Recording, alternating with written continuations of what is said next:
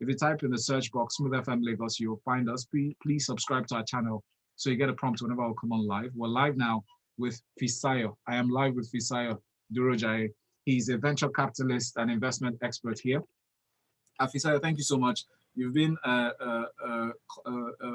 very reliable guest analyst on the show, business analyst and business expert. So we're really grateful, for having you join us. Yeah, thanks so much for having me. Good morning, Lagos. Good morning, Valentine. Thank you so much.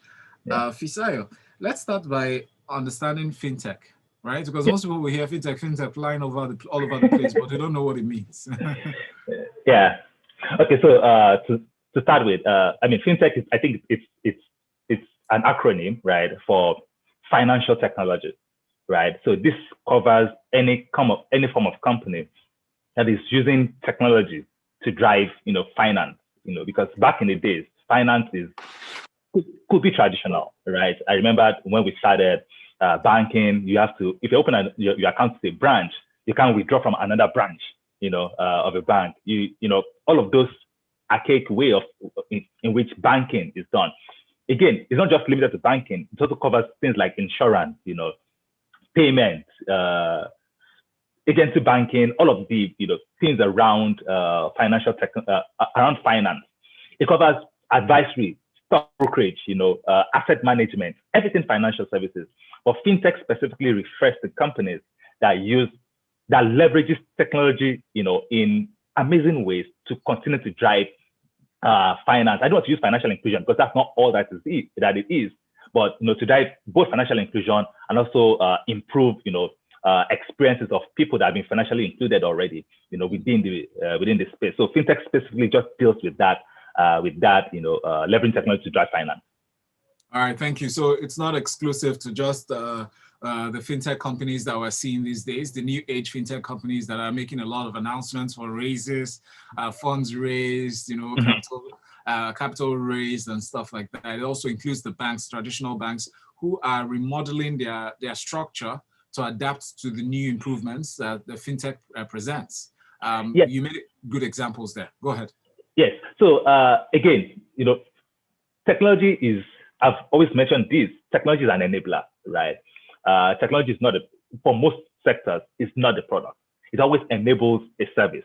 So if I call myself a fintech, bank leveraging fintech, let's say the typical ones that we know, right? And of course, a traditional bank that also use technology to continue to drive, right? Maybe some adopt technology better than the others, right? But of course, when use of technology is not exclusive to startups, like we would like to claim. Use of technology is not exclusive to startups.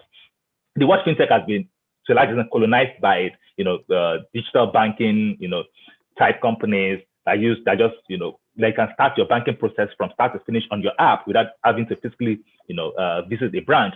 But of course, traditional banks, the first banks, the digital banks of this world, all of these traditional banks that we know are already remodeling their business to be technology first, because the truth is that if you're not technology, if you have not integrated technology properly in today's world or in tomorrow's world, you'll be archaic. And they are all seeing that. Even the biggest banks in the US are all remodeling to ensure that yes, technology sits at the forefront of what they do. So eventually, everybody will become a fintech, and I think that's where we're all going to.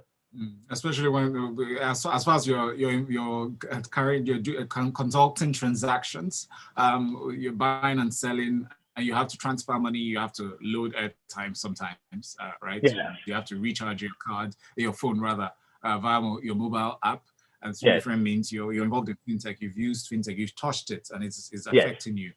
Yeah. Now, seeing how far we've come, what would you say? How would you describe the evolution of fintech in Nigeria so far? I think again, in your own terms. Yes. Desire. Yes. Can you hear me? Yes. Yes. Okay. So basically, looking back at how this thing has evolved, over the past, few years, right? I think that one of the first problems that needed to be solved was payment, right? And that's why companies like InterSwitch, Paystack, Furtherwave are some of the biggest companies today, because if there's no fintech or isn't technology at all, cannot survive without that baseline of payments being solved. Until you're able to collect money, pay money, receive payments, make payments using any means, right? So USSD, using your card, using your apps, unless payment is solved, right? Nothing can happen in a digital economy, right? In the first place. So that's the first thing that I believe that was the first thing that was solved. And of course, thanks to people like, the ones I mentioned, Interest Rate, Paystack, Flutterwave, and some of the other ones I didn't necessarily survive, because all of those ones contributed to the success that we're having today. Once payment is solved, then it means that people can build savings app, right? Because savings is automated collection of money. So that's payment. Then people can build lending apps, right? Again, it's about digitally, giving you money and digitally paying back. Then people can build, what's it called? Other businesses. Now they're getting to that point where everything is becoming APIs, where APIs are now the things driving financial inclusion. We are evolving to that era of open banking, right? Where your financial where data becomes very important. Your financial history, your financial information, you can give access to anyone to see your financial history so they can make better decisions for you, right? Better financial decisions for you. Now we're talking about, digitally collecting pensions, all of those things. So all of them sit on the bedrock first of payment. Once payment is solved, then we can build anything on top of that. So I think that the evolution has been, and of course, we've started seeing, similar to the PayPal mafia, that we're seeing in the US. We started seeing some interswitch mafia type things where ex-interswitch people, which are the earlier payment companies, Paystack type people, ex-Flutterwave type people, building new things or solving new problems, right? That we're seeing, and I think that's continues to help, evolve and deepen the economy. Ex-Conga people, because again. So that's how every economy, to a large extent, develops. Thank you so much for breaking that down, Fisayo. So it just feels like a class, sitting with you, just having this conversation. I encourage you to send messages with your questions and contribution to this conversation on WhatsApp, 0809-444-0981. Now we've established the journey of the evolution so far. And as you rightly said, payment inclusive or inclusion systems have to be put in place to ensure that a lot more people are involved. I actually have the tools available to carry out businesses more successfully, and it actually improves ease of doing business or adds to ease of doing business in any clime when you have payment processing systems available, to everybody. At a point we were talking about cashless society. It was the song, right? That was sung between 2017 and the later part of 2019, just before COVID hit, and the conversation now diversified or went to different areas. But surprisingly, in 2020 alone, there were a lot of announcements about fintech companies being acquired, raises done. Between 2014 and 2019, in 5 years, Nigeria recorded 25% of the total funds raised by fintech companies in Africa. To the tune of about, if I'm correct, they raised over $600 million, right? How is that possible? Like, can you tell us, because you have an insight, right? As an insider information, insider knowledge, not insider information, insider knowledge. How are these funds raised? Help us understand in layman terms, and what benefit it is to the fintech company and the economy at large. Yeah, okay. So I think the story is simple, right? Nigeria has 200 million people. Right. And unfortunately, we only have about 40 million unique bank accounts. We have about over 100 million telco SIM cards, right? But we have only about 40 million bank accounts. That says something. You have 200 million people. You have over 100 million bank accounts. 100 million SIM cards. We have only about 40 million unique bank accounts. So it means that over 160 million people. Okay, let's take out the children. Let's say children contribute a large. At least anybody that has a phone, could potentially have a bank account. So it means that over 60 million people were excluded, from the traditional banking system that we know, right? So that's a big problem that fintech is able to solve. But let's leave, financial side of financial inclusion. Let's park that to the side. Let's now talk about the 40 million people that have bank accounts. When people talk about financial inclusion, I think the CBN or regulatory bodies have always thought of financial inclusion as having bank accounts. But what I learned from Professor David West of Lagos Business School then was that having a bank account is not financial inclusion. It's about what you are able to do with that access. Are you able to have, loans given to you? Are you able to receive payments from abroad? That is inclusion, not just have a bank account. Having a bank account is not in itself the end. It's about what you are able to do, what you're able to achieve. With it. Yes, I agree. So that is the inclusion, right? So let's talk about these 40 million people that have bank accounts, right? You'll be surprised that a lot of people, the best they do with their bank account is just withdraw money and save money. Someone send them money to receive, they go there to withdraw it. Someone send them, and then you want to save money in your bank account, you go, you put your money there. That's all they do, right? So Fintech is saying that, guys, I can optimize this experience for people. All of you that have been experienced from getting loans from banks, for instance, I can provide digital loans to you. All of it based on the information that you have already. I tell people that sometimes the banks have so much information about. I give myself as an example. A bank, particularly in this country, has my history since I was in 100 level when I opened my first bank account, right? Saw all the 10,000 that my parents would send to me, right? Saw all the 2.5 that I would use to buy handouts if I did, right? Saw all of that. Saw me when I went to serve, right? Saw my alawi being paid to my account, right? So when I finished NYSC, right, saw that, okay, this account has been dormant for the past 2 years because no money is not coming in consistently. So when I got my first job, then I started getting my salaries in. So when I got promoted, okay, this salary of 100K has now improved to 120K. So all of that history, right? And still we feel that, okay, this same person, I will not give the person, I can't give the person a loan until fintechs, show up like, okay, I can read your text messages. It's okay. I can read these text messages, get your data, and be able to offer you some loans or some things, some financial instruments, right? Because we believe that you can pay back. Of course, because we have limited information, the interest rates are significantly higher because they're taking higher risk compared to the bank that has all the historical information about me. So the point is that the problem of that fintech is solving is so huge that investors are like, okay, who can we bet on? Who can we bet on to solve these real problems, right? That's within people that are financially included. To leave people that are not financially included, until my parents, until my grandmother in my village that has 2,000 people, until my village people are able to receive and send money, make payments digitally, this problem has not solved. And there are companies solving them, right? Now we've seen agency banking, spreading across where bank branches could not get to. And there's still much more remote areas that this thing can get to. So the story to investors is unique. Guys, we need to solve this problem of financial inclusion. Both people that have bank accounts and both people that don't have bank accounts. But guess what? There are 200 million of those people. There are 100 million of those people. There are 40 million of those people.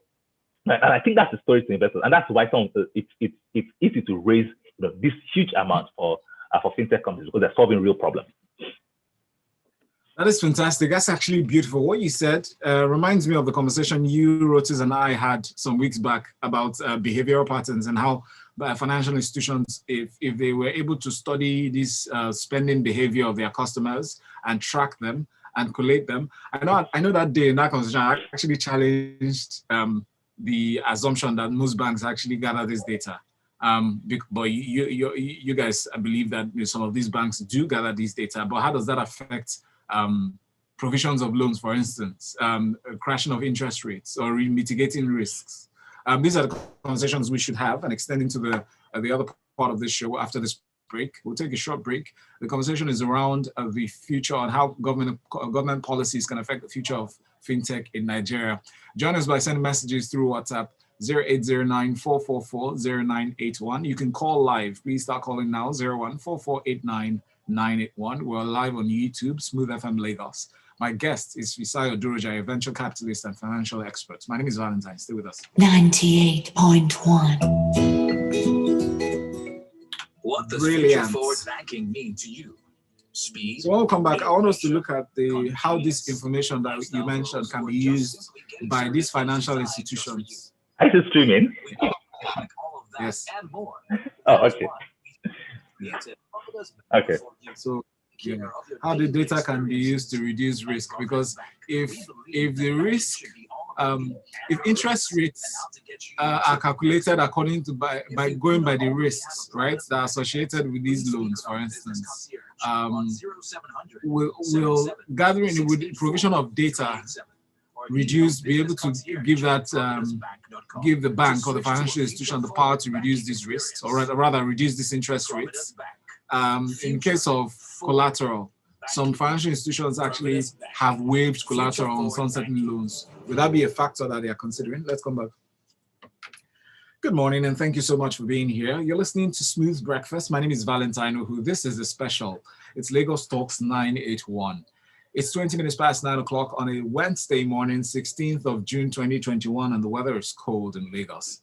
Fisayo Durojaye is my guest analyst. I was going to say friend. He's my friend too, but he's a venture capitalist and a financial expert. So it's always interesting speaking with him on these issues, especially with financial inclusion.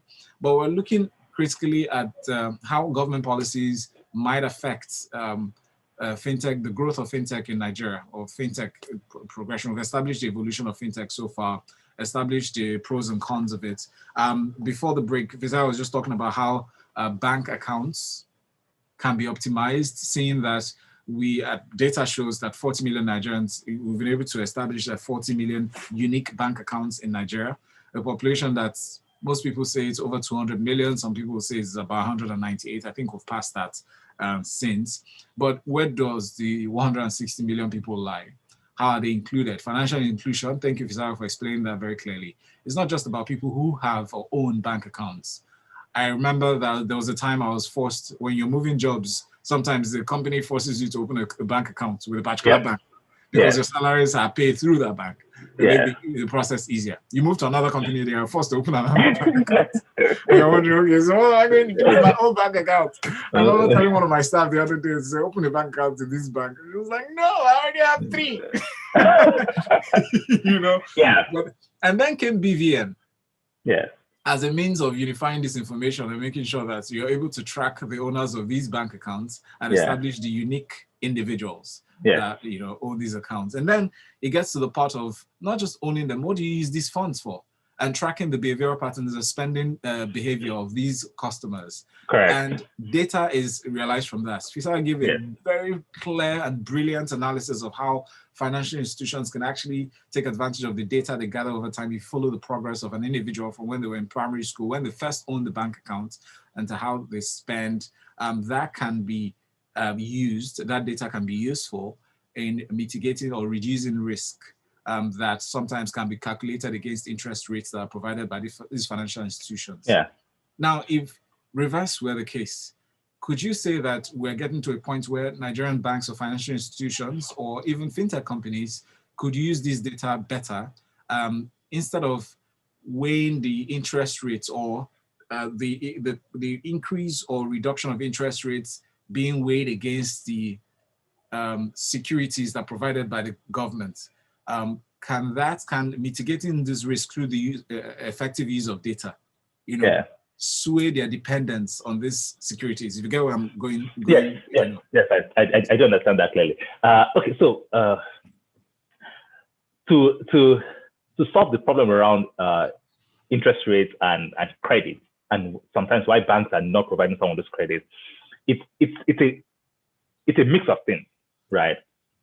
First is cost of funds, right? So it means that when you deposit your money with the bank, right, it's a liability to the bank, right? So because they have the liability, because you put your money in a bank account, it means the bank effectively owes you.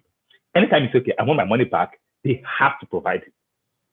So it's a liability to them, right? If you leave it, long enough, you probably earn some interest in it. So that's where their own cost of fund is. So it means that they're taking money from depositors and lending it to borrowers, right? So that's the way. That's the first thing. So the first thing we need to know is, okay, what is this cost of money to the banks? Once that is sorted, then the next problem is around, okay, who is this customer? Who is this customer's specific risk? Okay, so if I get to customer specific risk, let's talk about, cost of funds to the bank. First, many things affect cost of funds to the bank, and a lot of them is not even within the bank's control. So, for instance, if Nigeria is borrowing money as a country, right, and then Norway is borrowing money as a country, people will see Norway as a better credit because they have the largest sovereign wealth fund, they have debt to income ratio, all of those analysis that they do.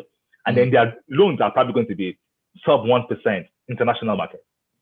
But because you're Nigeria, they look at your dependency on oil, they look at your revenue, they look at your cost of governance, they look at all of this and like, will this country be able to pay back? Right. And then the cost to Nigeria is factored in. So that's the first cost. Right. So imagine a bank that operates in Nigeria trying to raise money or borrow money so that they can lend to customers. First, the investors will look at it like, okay, what's the country risk? So they price in the cost of Nigeria into your cost. Then add that you are corporate operating in Nigeria, right? So you see that the our cost of fund is a big discussion on its own. And so let's solve that. Let's pack that on what I look at. Let's say the cost of fund is sorted. Now let's talk about the ones we can control is about the customers. Like, do we have sufficient information to appropriately,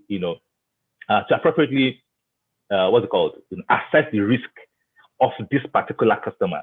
It's about risk assessment. And so I've assessed this person's risk, and I think that he's likely to pay back. He's not willing to pay back. He will run away with our money, right? So you have to look at all of those risks. He has a job. He has this. He has that. All of the risk assessment has to be done on the customer, and that's where data comes in, right? So depending heavily on data to make information, to make better decision, has to be the next direction because, I think we'll talk about concept of open banking further down the line in this, right? But the point is that when you have historical information about the best way to predict future action is your historical action, right? So what you've done before, how you've lived before, what's your pattern before, right? And this, based on this pattern, we're able to say, okay, yes, this person is likely going to behave this way going forward. Right? So that's how data helps, to make decision, to help make credit decision better, right? And of course, for some of these fintechs too, when they lend you small money.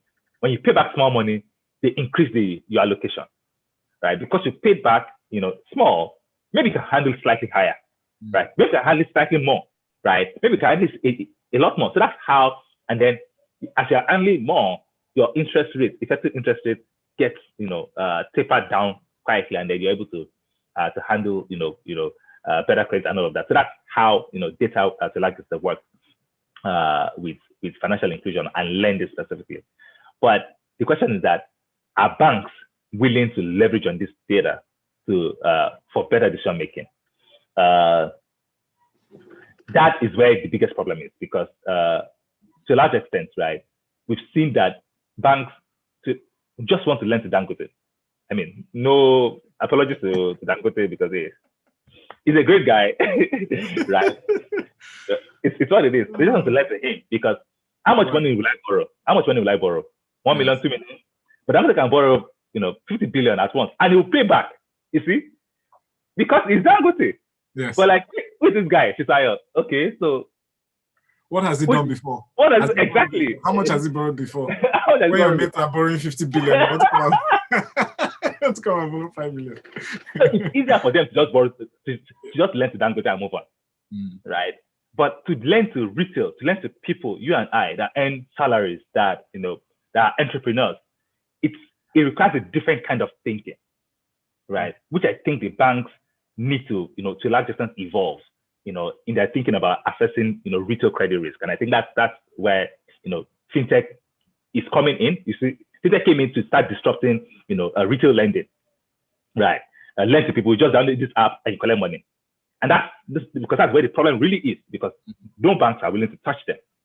The bank that has your 10-year history is not willing to lend you money. But someone said, okay, download this app, I'll lend you money. And that's how, disruption starts. So I think that's where, data, use of data, becomes very interesting going forward. So with these lending decisions that the fintech companies are making and disrupting and causing a disruption in this process, in this sense, what would you say is the edge they have over these traditional financial institutions that the financial institutions are not willing to, try out? Because I know they can, use those methods as well. Yeah. Okay. So again, let me point out there, people that use credit decisions like this, like fintechs do. I've seen, I don't know, one of the fintech companies typically publishes their reports, and then you see here high impairment, ratios. You see very high impairment, meaning that they've lent to people that actually did not pay back. Right. So impairment is real when it comes to retail lending. That doesn't exclude bigger banks from doing the same thing, because even in bigger banks, some of the biggest banks crashes that we've had is because people borrowed money from them. So with all of their own risk management framework that excludes retail lending, they still lend to people, and those people still refuse to pay back. So it's not a reason not to lend to retail. So I'm just saying that there's risk and reward on both sides. Lend to retail, there's higher risk, or you probably be able to charge slightly higher interest rates from there, and be able to deal with that. So the point is that the thinking. So to your question specifically around how these fintechs are doing it, right? So the first is that, you lose everything if you don't venture, right? Yes. Nothing ventured, nothing gained, right? Nothing gained either, exactly. So if you didn't try to lend to people, you won't know the ones that will pay back and the ones that won't. So what fintechs are not doing is that they lend to you small amounts of money first. If you don't pay back small amounts of money, it means they've cut you off, from lending. So it means that you're not, but if you pay back, they've moved you to a different bucket, right? And then lend to you, to this new set of people, move you to a different bucket again, so that pay back. So that's how they fine-tune their own system to find, okay, who are the people I will close my eyes and lend to every day? Because these people have been proven with 10,000 naira they paid back. They're proven with 20,000 naira they paid back. 50,000 they paid back. So as your level of responsibility with these companies improve, they see you as good credit, and then your rate to a large extent continue to decline as your credit becomes better. But there's one thing that we also need to talk about is credit bureaus, right? I think there's 3 of them in Nigeria right now, where banks are required to share credit information with these credit bureaus, right? Meaning that if you borrow money from a bank and you do not pay back, the credit bureau needs to be aware, so that when next you go to another bank or another fintech to borrow money, they will check with the credit bureau. Say, this guy, this is BVN. Is he owing a bank? This guy is owing three banks already. Please just run away when you see them. So that's where people like data helps decision making better, right, as we go. And I think that's a critical thing. That data collection, data gathering, and having a centralized, data repository, right, like the credit bureaus, like, rather than having silos, because browsing now, people can just go to this bank, borrow, go to that bank, borrow. I'm telling you, just mop up funds if there's no tracking method. And not pay back any of them. Yes, it has happened before.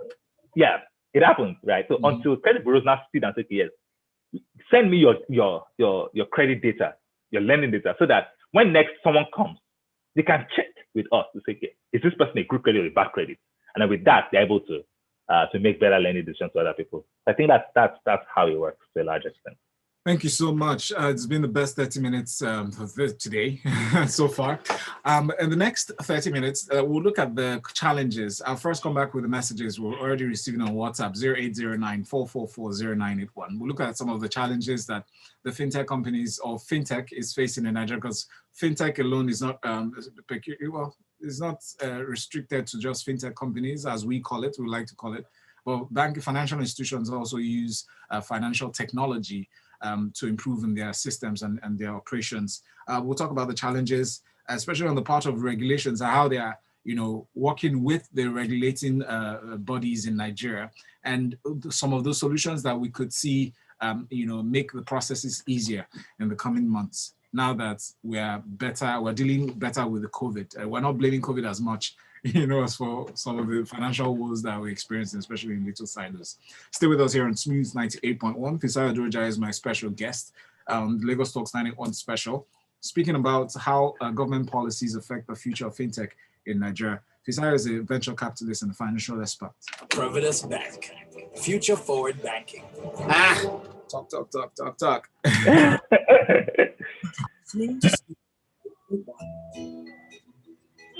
What does future forward banking mean to you? Speed, innovation, convenience, Dubem asked lifestyle goals, a question about API. He said the API is a bit confusing. Will organizations like banks actually allow people access into their system? Of course not. So first, how secure is that? We'll talk about that. And who's supposed to have access? Really, what level of it's typically a sandbox. So it's not like their system. It's about they create endpoints, that other people connect to. Yeah. So it's not like into their system, it's not into their core banking system. Set of codes, for instance, to integrate a system into InterSwitch or something. Let's go back. Yeah. So glad you're here with us on Smooth Breakfast and Smooth 98.1, 25 minutes before 10 o'clock, where we've been having a conversation around the future of fintech, especially how the government policies affect that. Messages come to WhatsApp 0809-444-0981. By we, I mean myself and Fisayo Durojaye, who's my special guest, a venture capitalist, and he's an Echo VC expert as well, and financial expert, giving advice and actually speaking around the issue, this core issue that we're highlighting for this conversation, the future of fintech in Nigeria and how these government policies affect them. Before the break, he explained in detail how these processes work, especially with how data plays its part in informing these financial institutions who pays back the loans and who's credible to get good loans, or who has been involved in bad loans before.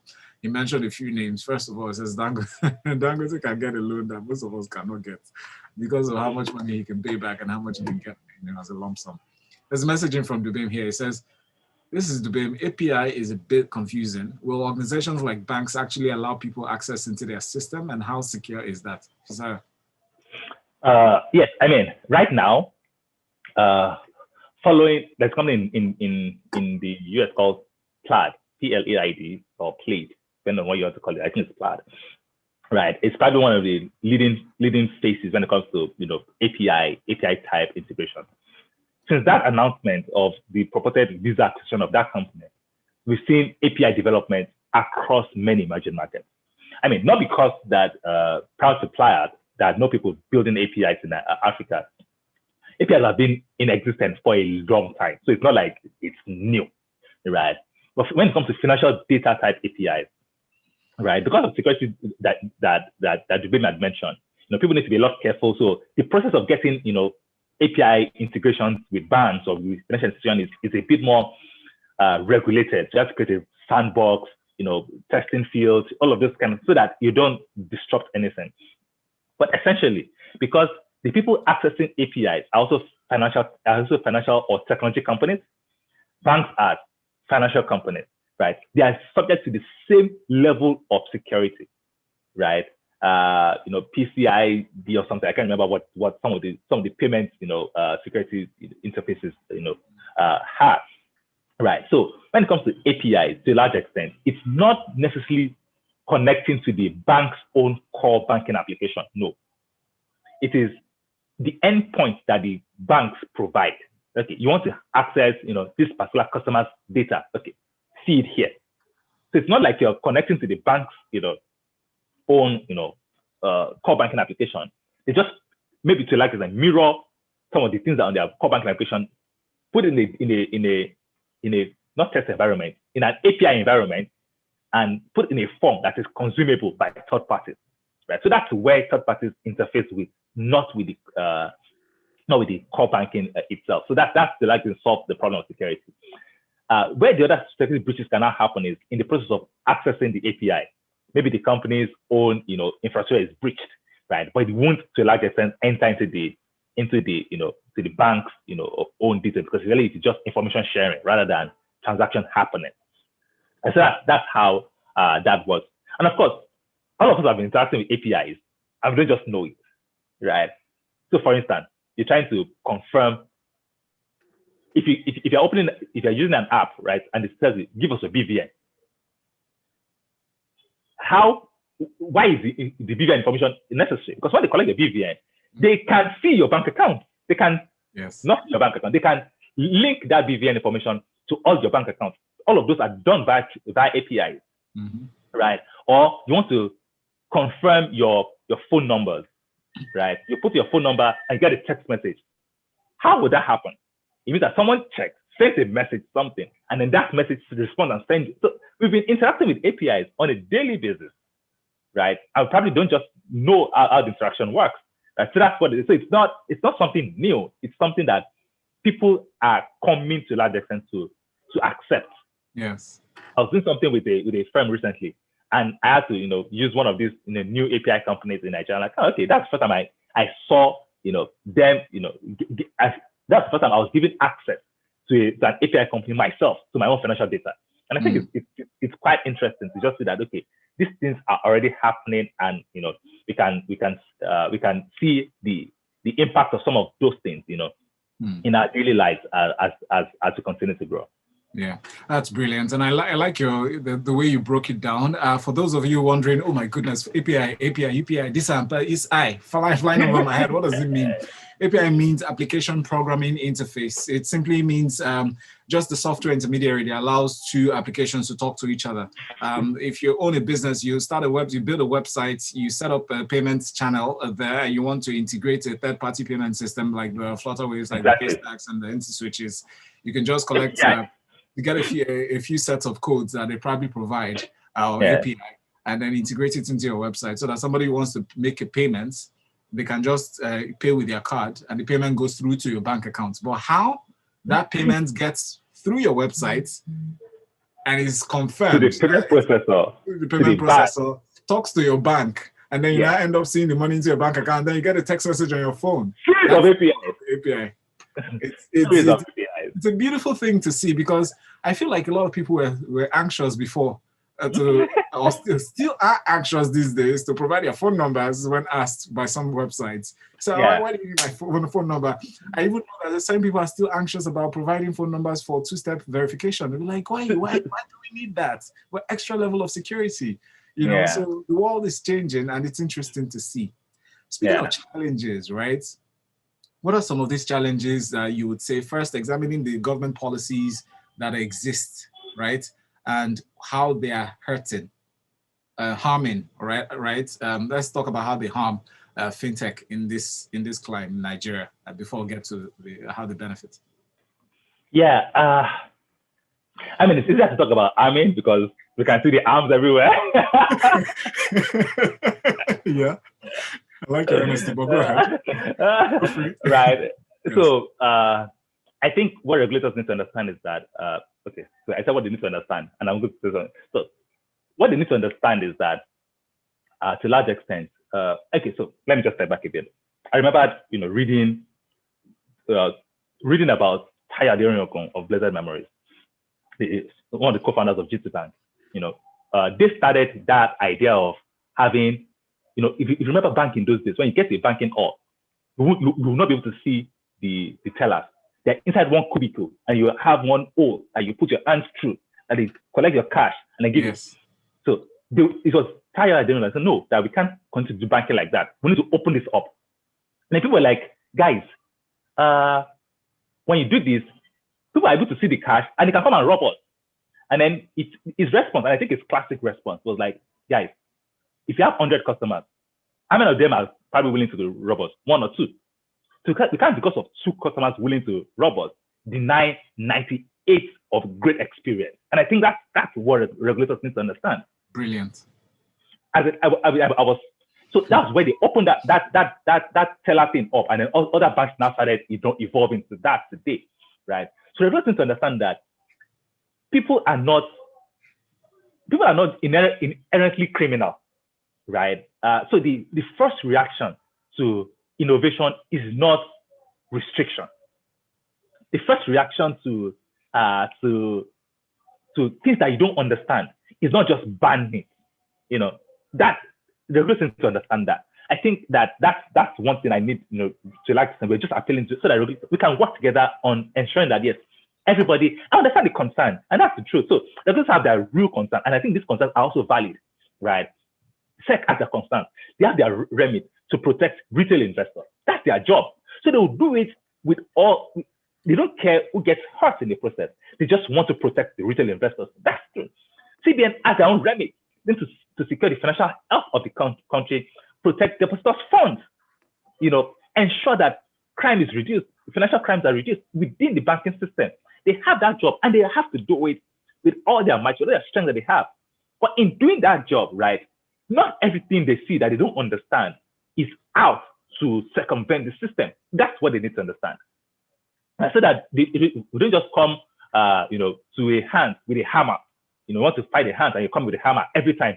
You don't understand something. You just hit the hammer straight. That's not how these things work. They need to, be a lot more patient, work with the people to understand how these things work, and then work with them to put regulatory, oversight around, okay, what the borders are not, so that they can be able to understand clearly, what within which boundaries some of these, innovative activities need to happen. And I think that's how, regulators should be approaching innovation going forward. And a lot of times, we've also seen that most times everywhere in the world, regulations typically catch up with innovation, not the other way around most of the time. So if people innovate, we tell entrepreneurs, it's better to beg for forgiveness than to ask for permission. That's how it works. Do this thing, launch it. And sorry, we've launched you. Please don't be angry with us. We are your boys. Then you go and beg for forgiveness. But if you're asking for permission, you never innovate because there are restrictions around how you can innovate. So just launch, then go and beg for forgiveness. And I think that's how this will happen. And of course, when that happens, regulators need to say, okay, come, let's have a conversation. Why are you providing access to people to buy foreign securities? Why are you, doing this? Why are you trying to destroy our dollars? Actually, that's what CBN's job is right today. Just protect the exchange at all costs. But of course, it's losing the battle. Right? Why are you bent on not making remittances come to the country? Why are you? So we now work around how to properly give, regulatory environment that ensures that innovation thrives and every other person that is protected are also protected concurrently. And I think that's what I have to say on regulatory matters. Thank you so much for that, Fisayo. Brilliant analysis there. And I would say, based on the premise of what we spoke about before that initial break or the last break, perhaps the regulators could learn from our API analogies to build a sandbox to test the things they don't understand before they ban. Perhaps that could work, right? When we come back, let's talk about the pros. Perhaps you just assume that they backtrack on some of the decisions or the bans that they've placed. How could we move forward and improve the revenue? Because revenue is generated from different ends, as most Nigerians would, by default, have multiple sources of income. We could actually diversify and look into areas that the new generation companies are employing, the tools that they're using to make more money, and how we can adapt to that. Stay with us here on Smooth.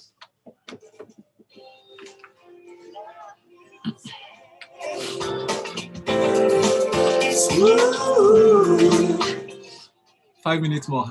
5 minutes. Oh, okay. Brilliant. When my wife and I took up a life insurance plan with AXA, we thought only our children will benefit from it. We never knew it came with living benefits.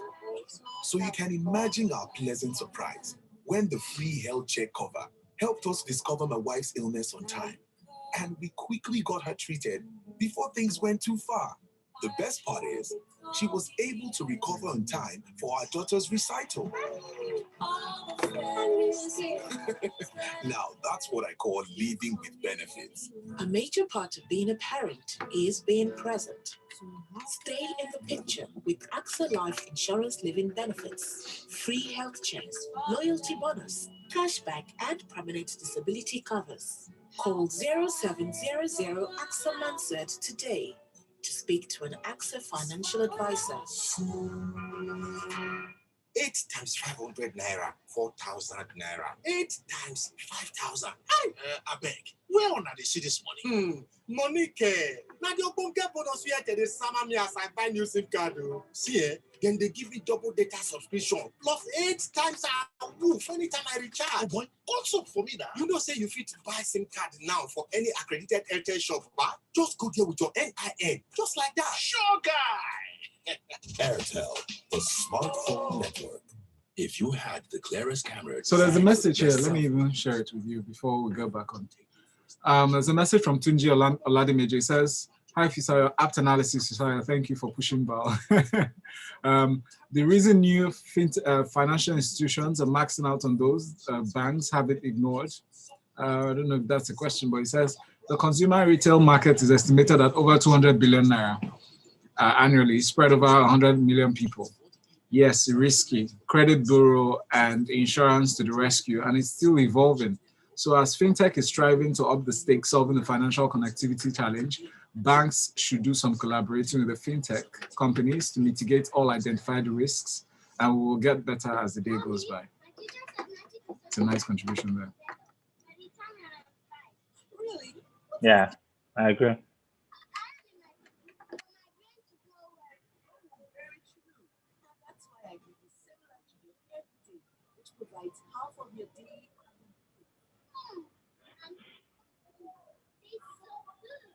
Okay, those things that banks have, it's not okay.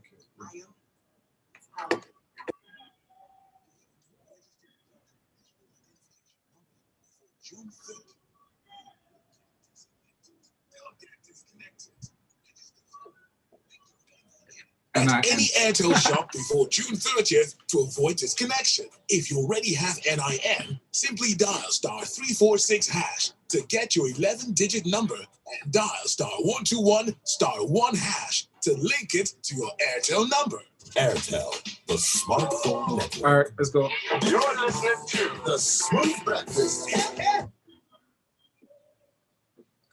With very little time on our hands, approximately 5 minutes to wrap up the conversation. Fisayo Durojaye is my guest here in the conversation around the way government policies affect fintech growth in Nigeria, the future of fintech precisely.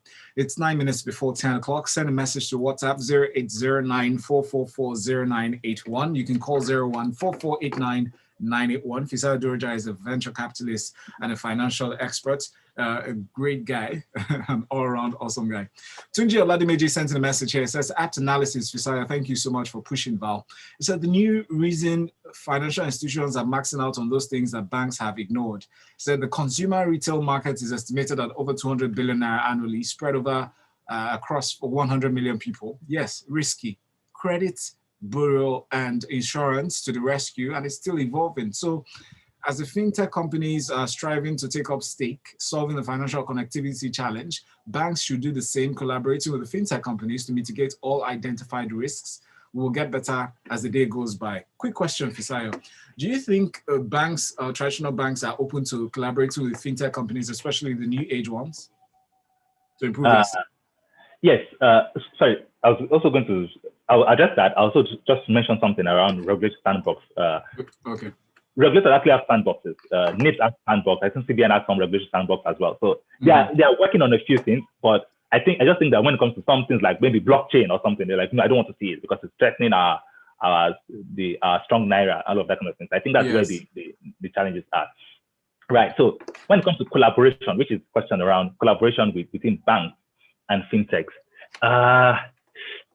that we've seen some collaboration between banks and fintechs. We've seen some banks provide credit on the back of some data from other fintechs, right? So we've started seeing some of those collaborations happening. But more often than not, we're seeing evolution or competition from traditional banks. And I think that's where this thing is happening. Exactly. So first of all, it's more competition than collaboration. Yes, it's more competition than collaboration. We've seen Alert, we've seen Vault, we've seen quite a number of digital banks being launched by traditional banks, right? So that is also happening. But sometimes I feel that that is better to collaborate, because to a large extent, if you're a bank, it requires a different thinking to grow a digital. I mean, so for instance, look at a company like Alert. I'll just use the name Alert, and I look at a company like Kuda, right? Or VBank. Or VBank, or all of this. They're doing exactly the same thing, but somehow, because the thinking behind Kuda and VBank is different. You know, it's not founded by a former general manager at a bank that has gone through the bureaucracy of banking. Yes. Right? Not trying to innovate for the young people. No, just build a young people's business. Make it easy. Make everything simple as TikTok. You know, just do it like that, right? And that's why you're seeing the progress you're seeing from. I mean, Kuda Bank has over 1 million downloads on their app already. About 1 million, right? VBank has hundreds of thousands of users already. So they're different. You know, we're seeing that happen. And of course, we're also seeing banks for SMBs, for small businesses already, right? By these fintech companies as well, and they are, you know, pushing huge numbers, high numbers. A lot of that happens. So I would rather work with a fintech than to try to compete with them. I mean, I know a few banks can, because maybe a bank like, you know, GT Bank that has built strong technology backbone, even while other banks are traditional. They've built strong payment system. They've built, you know, strong, you know, tech system from get-go. Yes, maybe those ones can compete, but for most other banks, it's just difficult. They're not as nimble, you know, as what would require to launch a proper fintech company. I think that's where so I'd rather, you know, you collaborate with them, work with them, and then we'll see we all benefit, or even invest in them, you know. So sometimes you just get the benefits from just, you know, making investments, you know, in some of these strong founders, strong business proposition, and then just make great investments in them and then move on. Thank you so much. Just to wrap up, a few messages here that we can read before we go. This one from Prince says, apart from payments, lending, savings, what other important services should fintech companies be looking at? Insurtech, insurance companies, health insurance, vehicle insurance, even comprehensive insurance across, right?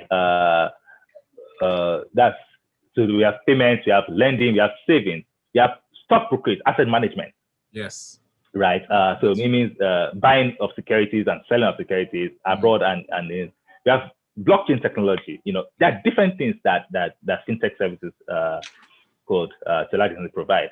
Right. And you have API economy. You know, just building APIs. You're not project, just getting API, being the API connection to all of these companies. You have remittances. You know, there are different things that you can do.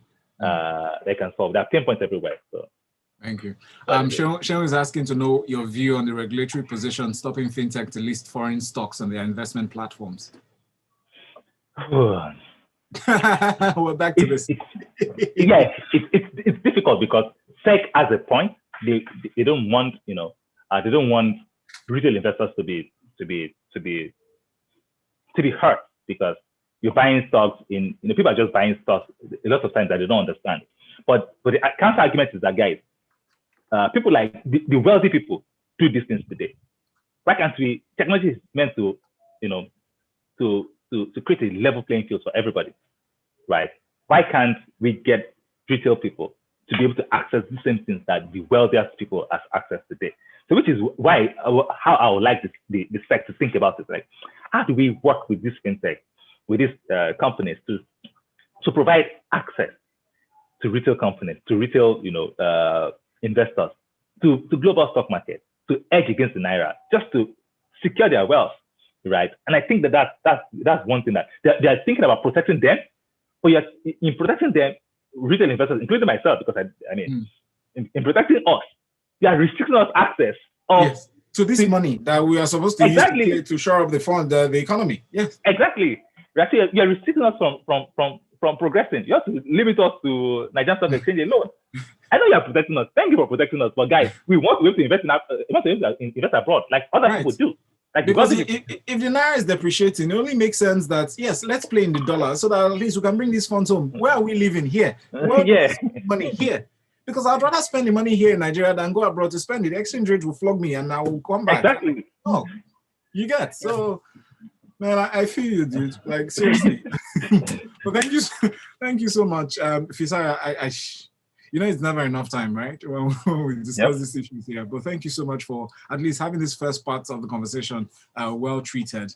A few takeaways from our conversation this morning. It's important for us to emphasize the need for financial institutions to actually make good use of data, because that helps to inform credit line conversations and rather the practice of operation. So that I know we've come so far. We've gotten to a point where if you want to take a loan, for instance, now from a bank, usually your credit is pulled up in a few seconds. So that's progressive, right? And also one of the things you said, key statements you made, you can't deny 98% of a great customer experience because of 2% risk.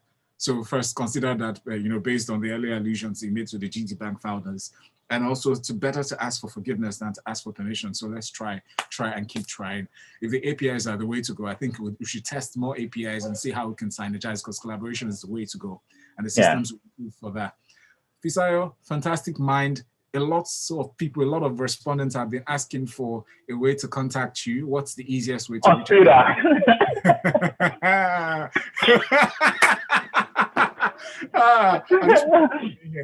Twitter is bad. I can't do Twitter is bad. No. What other way can we reach out to you? I don't know. Email, Facebook. Oh, dude. I know. To be honest with you, we're on radio, but I'm not ashamed to say this. It just feels like we're back to the Stone Age. Maybe I should write a letter and mail it to you. What's your home address? Maybe send a courier to you. Wow. On Facebook, what's your name? Fisayo Durojaye, I guess. Thank you so much, Fisayo. I've not opened that in a long time. Tell you a funny story. I can't access my Facebook right now because of two. That's good. It's okay. For anybody who missed any part of this conversation, you have YouTube, all right? So people have been asking me if it's recorded. This was streamed live on YouTube via Smooth 98.1 FM Lagos. That a channel is there. Just go to the search box, type Smooth FM Lagos, and you would see this video and this conversation for the past 1 hour. Fisayo Durojaye, venture capitalist, financial